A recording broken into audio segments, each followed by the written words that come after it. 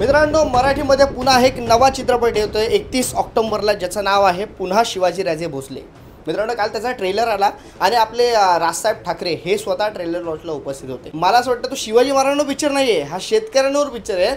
आणि या शेतकऱ्यांवर जी आता परिस्थिती आहे, या परिस्थितीवर शिवाजी महाराज आता असते, आमचे छत्रपती आज असते, तर ते काय बोलले असते, त्यांची काय भूमिका असती, हे या चित्रपटामधून दाखवण्याचा प्रयत्न केला आहे। आणि त्यासाठी म्हणून मला असं वाटतं हा चित्रपट पाहणं गरजेचं आहे। ह्या चित्रपटामधील एक डायलॉग आहे जो मला अत्यंत आवडलेला आहे। 5 वर्षांना तुम्ही आपल्या घरच्यांसाठीच अन्न पिकवा, मग कळेल सगळ्यांना की शेतकरी किती महत्त्वाचे असतात। स्वतः मुलगी सांगते, जेव्हा शेतकरी स्वतःचा विचार करेल ना, तेव्हा आपल्याला शेतकऱ्यांची किंमत कळेल।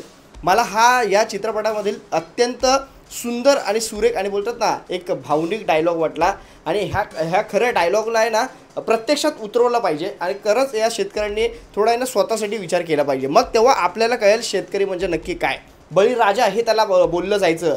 आमच्या छत्रपती शिवाजी महाराज यांनी जेव्हा त्यांचं स्वराज्य होतं, तेव्हा बळीराजाला आमच्या छत्रपती शिवाजी महाराजांनी काय किंमत दिली, काय इज्जत दिली। आणि आज आपल्या शेतकऱ्याची काय परिस्थिती आहे, आत्महत्या करतो आमचा शेतकरी। आता हे बघा बातम्यात, आज सकाळपासून बघतोय मी, काय तर बाबा रे राज ठाकरे गेले मातोश्रीवर विथ फॅमिली, ही बातमी। म्हणजे ह्या बातम्या पाहण्यासाठी आपण अत्यंत उत्साही असतो, आपल्याला त्या बातम्या पाहण्यात इंटरेस्ट असतो। पण आमच्या मराठवाड्यामध्ये पाणी शिरलं, ती बातमी 2 दिवस लावली आणि बंद झाली। आज मित्रांनो, मी तुम्हाला परवा मी चाललो आहे मराठवाड्यामध्ये 14 तारखेला, आणि मी जसं सांगितलं होतं मला मदत करा, बऱ्याच लोकांनी मदत केली आहे। भले ती कमी मदत असेल, भले जे काय असेल, माझ्याकडून फुलाची पाकळी तुमच्याकडून मला मिळाली ती मी देणार।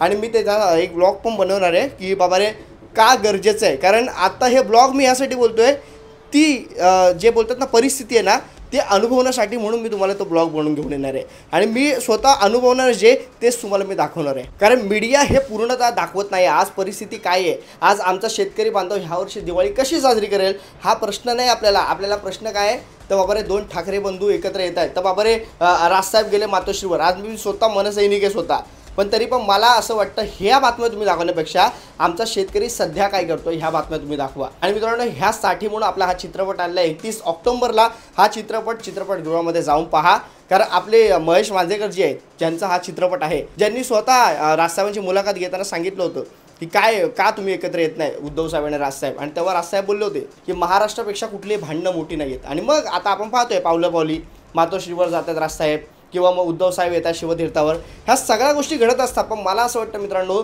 शेतकऱ्यांवर काय परिस्थिती सध्या आहे, सध्या तिकडे सरकारची मदत त्यांच्यापर्यंत पोहोचते काय, त्यांच्या प्रतिक्रिया काय, हे मी तिकडे जाऊन हे शूट करणार आणि तुम्हाला दाखवणारच आहे।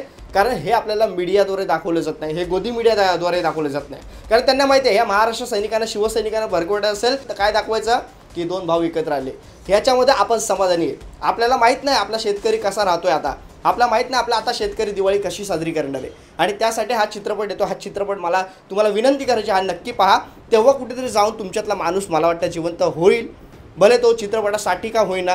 आणि तो जिवंत झाल्याच्या नंतर या सरकारला तुम्ही जाब विचारा, आमचा शेतकरी का मरतो याच्यावर तुम्ही अभ्यास करा स्वतःच्या वेळ काढून। आणि मग कदाचित तुम्हाला हा चित्रपट पाहिल्यावर कळेल, जसं त्या मुलीने त्या शेवटच्या डायलॉगमध्ये सांगितलं ना की जेव्हा शेतकरी हा स्वतःचा विचार करेल तेव्हा परिस्थिती काय असेल, त्या गोष्टीचा मला असं वाटतं तुम्ही नीट विचार करा।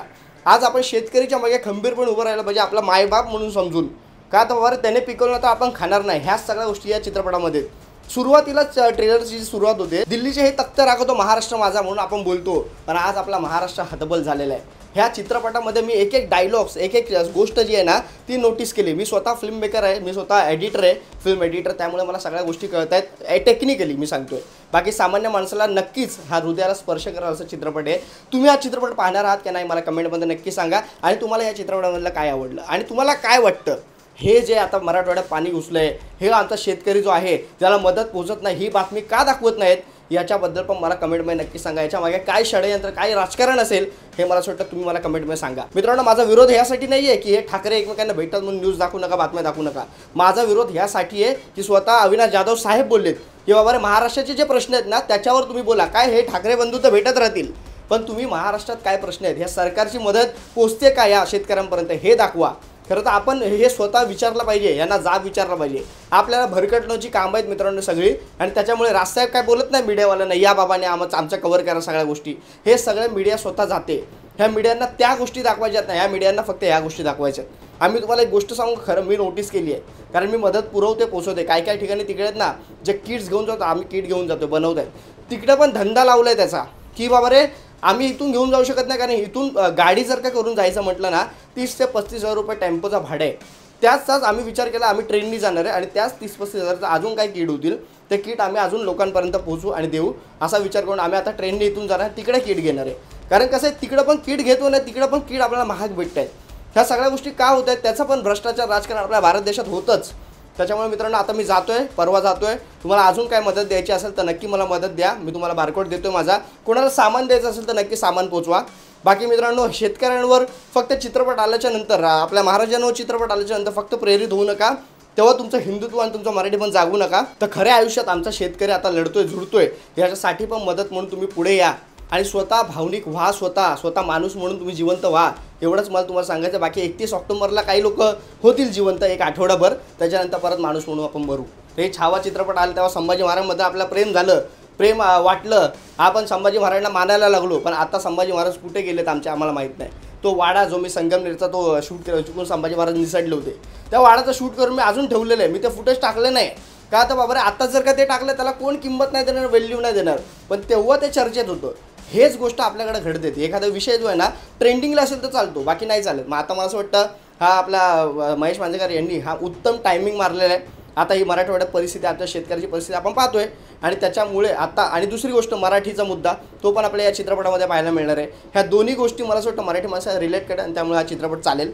तुम्हाला काय वाटतं मित्रांनो, हा चित्रपट चालेल का हे मला कमेंटमध्ये सांगा. आणि तुम्ही जाणार आहे का हा चित्रपट पाहायला हे पण मला सांगा. ट्रेलर कसं वाटलं हे पण सांगा. तुर्तास थांबतो. जय हिंद, जय महाराष्ट्र.